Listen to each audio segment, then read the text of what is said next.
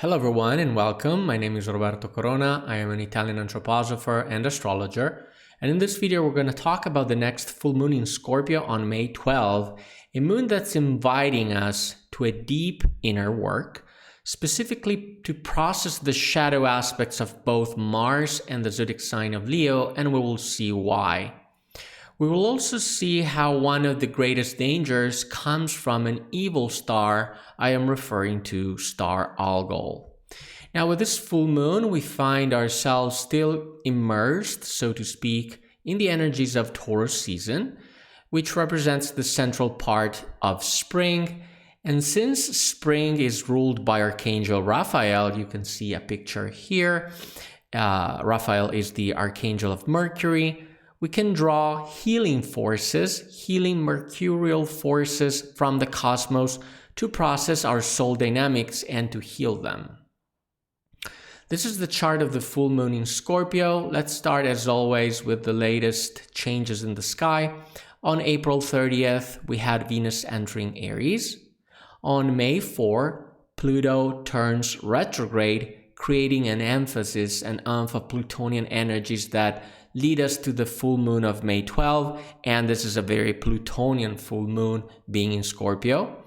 And finally, on May 10, we have Mercury entering Taurus. You can see it in the first degrees of Taurus in the chart right here. Now, this is the chart of a full moon, of course, so this means that we reach the peak, the culmination of the manifestation process of the life forces of the Earth. And in particular, this process started with the last new moon in Taurus on April 27. Now, in general, it is a good moment for retrospect, reviewing the past, as the light is shed in the darkness of the night. It is also a time for awareness, revelations, liberation, but especially this time, release and purification of the shadow. And this moon, of course, starts the gestation of the new impulses that are leading us towards the next new moon in Gemini on May 27. So the chart, as you can see, features very simple configurations. The moon is placed here at 22 degrees and 12 minutes Scorpio, in the starry image of Libra. This is the scales here. And the sun is obviously at the opposite degree in Taurus, being this a full moon. And as you can see, the sun is in conjunction with Uranus. Now, in turn, Uranus is right on the fearsome fixed star Algol, also called the pulsating eye of the Medusa. Now, the full moon being in Scorpio is in detriment, and is ruled by the ruler of Scorpio, which is Mars. Mars is up here, it is in Leo, and is making a trine with Venus in Aries. This green line connecting Mars to Venus here is a trine. And to this trine, we also add the one made by the moon with Saturn. Saturn is in the last degrees of Pisces, making a trine with the moon as well.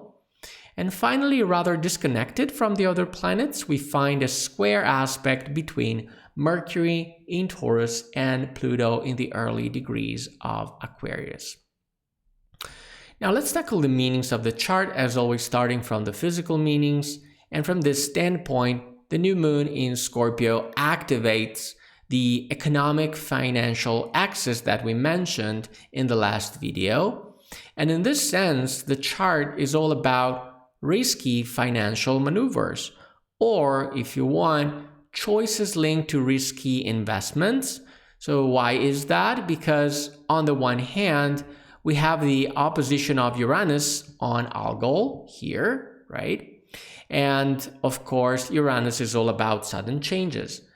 And these changes could this time petrifying us, blocking us, or even making us losing our minds. And this is because we have Uranus sitting on star Algol, that is basically the Medusa, and we find this petrifying Medusa significations.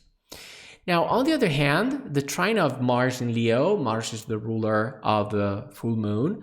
This Mars is making a trine with Venus in Aries, and this could lead us to choosing and preferring fire modalities, I would say. Basically, we are in fire mode here, making us going for it and taking risks. And this is because, especially Venus in Aries, she likes the challenge. She loves the adrenaline, right? And she's all about risky choices. And that's why Venus is in detriment here, because she's not as balanced as a Libra Venus, right?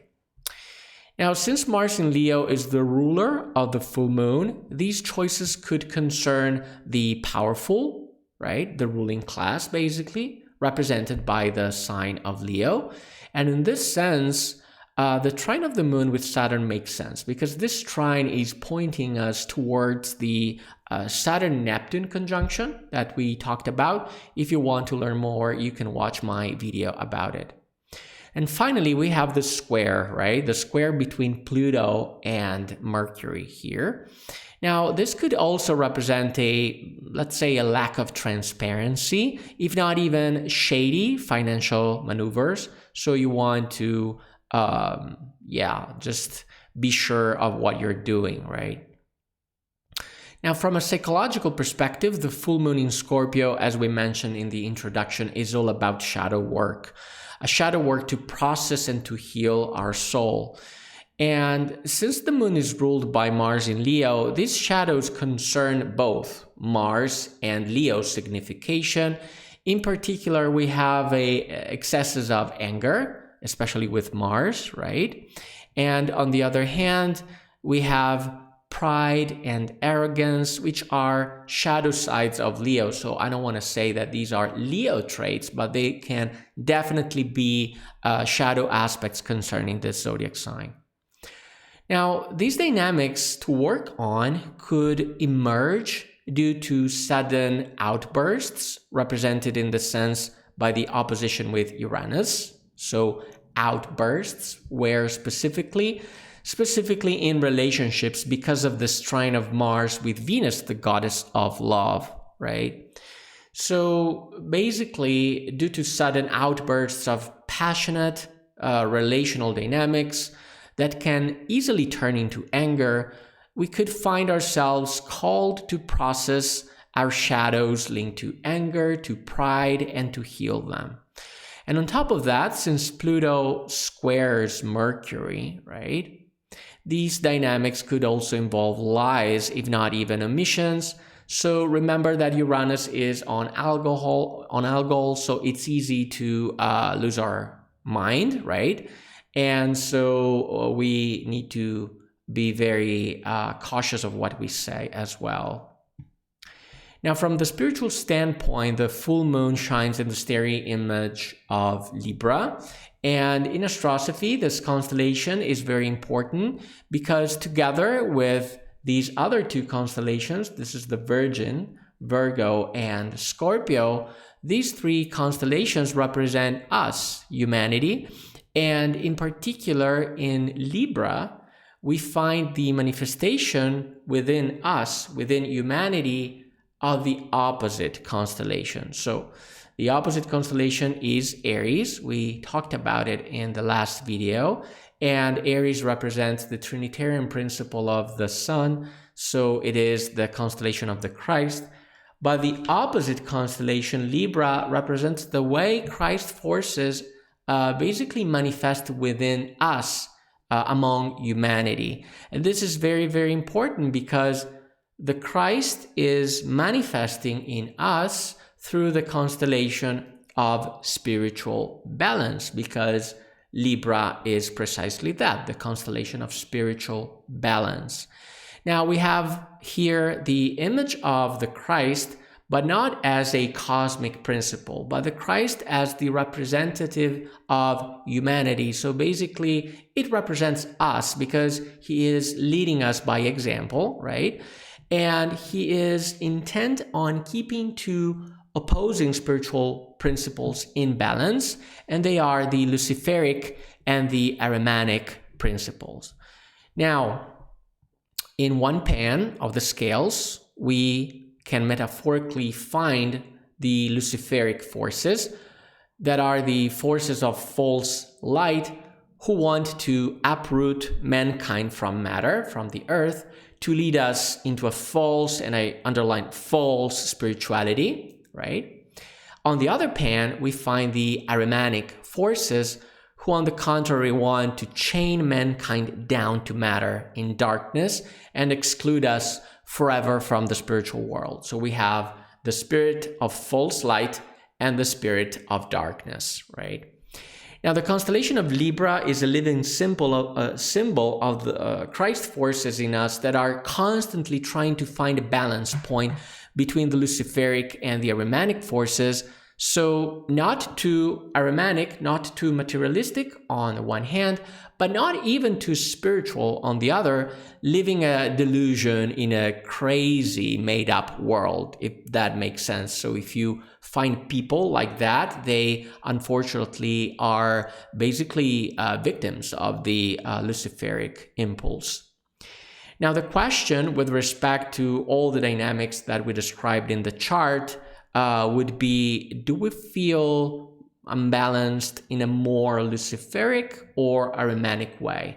So there's no right or wrong here, because every human being will be able to find in their own way their own balance between these two forces, this way manifesting Christ forces in their own individual way.